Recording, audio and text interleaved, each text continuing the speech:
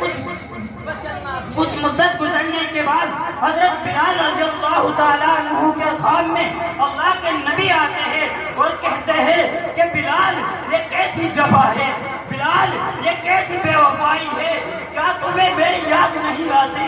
اے بلال کیا تم مجھے کبھی یاد نہیں کرتے؟ حضرت بلال رضی اللہ تعالیٰ عنہ بے چینی کی حالت میں بیدار ہوتے ہیں اور بیدار ہو کر فوراً مدینہ المنورہ کا سفر شروع کر دیتے ہیں اور فوری طور پر اللہ کے نبی صلی اللہ علیہ وسلم کی قبر اطہر پر حاضر ہوتے ہیں اور وہاں جا کر اللہ کے نبی کو سلام کرتے ہیں۔ اس کے بعد حضرت حسن اور حسین سے ملاقات کرتے ہیں، ان کو گلے لگاتے ہیں، ان کو سینے سے چمٹاتے ہیں تو حضرت حسن حسین فریاد کرتے ہیں کہ بلال آپ اذان دیجئے صبح سویرے کی۔ چنانچہ ان کی درخواست پر حضرت بلال رضی اللہ تعالیٰ عنہ صبح سویرے بیدار ہوتے ہیں اور مسجد نبوی کی چھت پر چڑھ کر اذان دینا شروع کرتے ہیں اور جب اذان کی ابتدائی کلمہ لفظ اللہ اکبر اپنی زبان سے نکالتے ہیں کہ اللہ اکبر اللہ اکبر، تو مدینے کے لوگوں کے اندر ایک اضطراب اور ایک خاص کیفیت طاری ہو جاتی ہے۔ مدینے کے اندر لوگ پریشان ہو جاتے ہیں اور جب لفظ اشہد ان لا الہ الا اللہ اور اشہد ان محمد رسول اللہ پر پہنچتے ہیں تو کیفیت و اضطراب میں مزید اضافہ ہو جاتے ہیں۔ اللہ کے نبی صلی اللہ علیہ وسلم کی مدینہ کے لوگوں کو یاد آ جاتی ہے۔ اللہ کے نبی صلی اللہ علیہ وسلم کے زمانے کی ساری باتیں حضرت بلال رضی اللہ تعالیٰ عنہ اپنی ایک اذان کی آواز کے ذریعے یاد دلا دیتے ہیں۔ مدینے کے اندر بچے بھی رو رہے ہیں، بوڑھے بھی رو رہے ہیں، نوجوان بھی رو رہے ہیں، عورتیں بھی رو رہے ہیں۔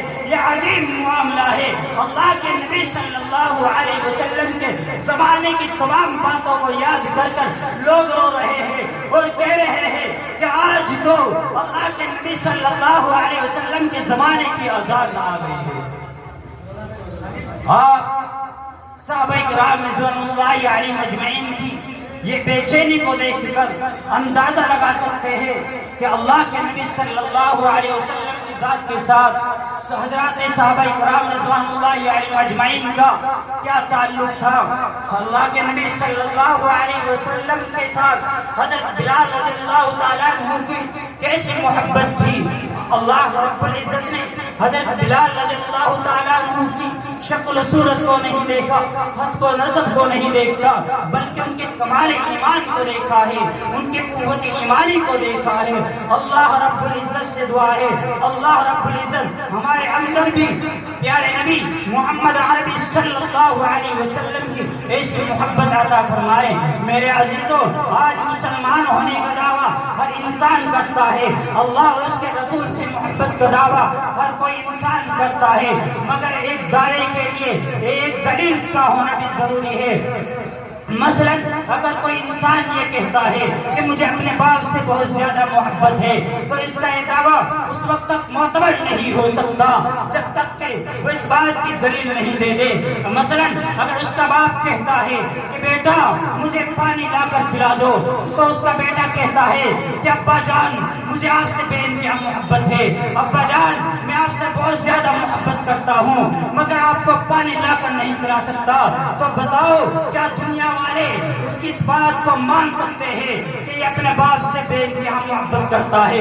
نہیں، بلکہ اس کی محبت کا دعویٰ اسی وقت معتبر ہو سکتا تھا جب وہ اپنے باپ کو پانی لا کر پلا دے۔ تو اسی لیے ایک مسلمان کا دعویٰ بھی اسی وقت معتبر ہوگا جب ہم اس کی دلیل پیش کریں گے۔ اور اللہ کے نبی صلی اللہ علیہ وسلم نے ارشاد فرمایا کہ جو انسان مجھ سے محبت کرنا چاہتا ہے، اللہ اور اس کے رسول سے محبت کا خواہش مند ہے، تو اس کے لیے لازم و ضروری ہے کہ وہ میری سنت پر عمل کرے۔ اگر وہ انسان عامل بالسنہ نہیں ہے اور وہ منہاج نبوت کے مطابق زندگی نہیں گزارتا تو اس کا یہ دعویٰ جھوٹا ہے۔ اس لیے میرے عزیزوں، ہمیں ضرورت ہے کہ اللہ کے نبی صلی اللہ علیہ وسلم کی ایک سنت کو اپنی زندگی کے اندر پہ بس کرنے کی، اللہ کے نبی کی ایک ادا کو اپنی زندگی کا نصب العین بنانے کی ضرورت ہے۔ اللہ ہم سب کو عمل کی توفیق عطا فرمائے اور اللہ کے نبی صلی اللہ علیہ وسلم سے ہمیں سچی اور پکی محبت عطا فرمائے۔ وما علینا الا البلاغ۔